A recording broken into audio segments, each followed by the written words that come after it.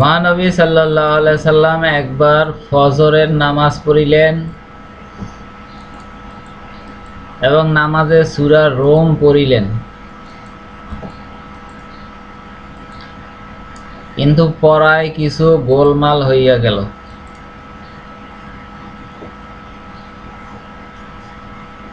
যখন তিনি নামাজ শেষ করিলেন তখন বলিলেন, তাহাদের কি হইয়াছে যাহারা আমাদের সাথে নামাজ পড়ে অথচ উত্তম রূপে পবিত্রতা লাভ করে না, অর্থাৎ ওযু গোসল করে না।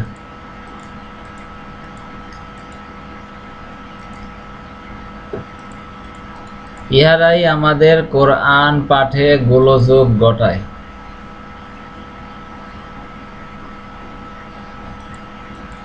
আল হাদিস মেশকাত শরীফ হাদিস নাম্বার 275।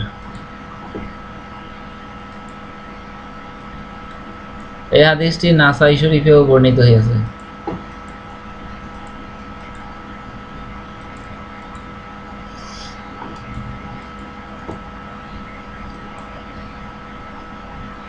একবার রাসূলুল্লাহ সাল্লাল্লাহু আলাইহি সাল্লাম এই 5টি কথা আমার হাত অথবা তাহার নিজের হাতে গুনিয়া গুনিয়া বলিলেন।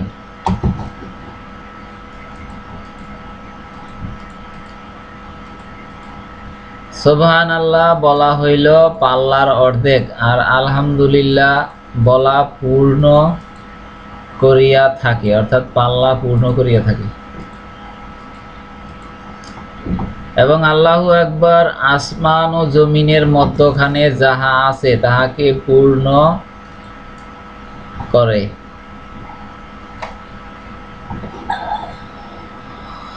রোজা হইল ধৈর্যের অর্ধেক এবং তাহারাত হইল ঈমানের অর্ধেক।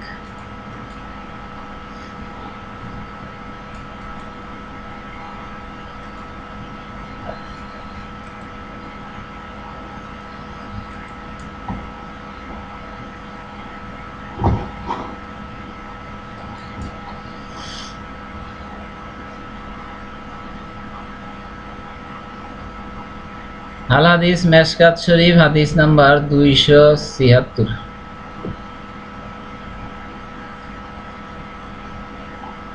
এই হাদিসটি তিরমিজি শরীফেও বর্ণিত হয়েছে।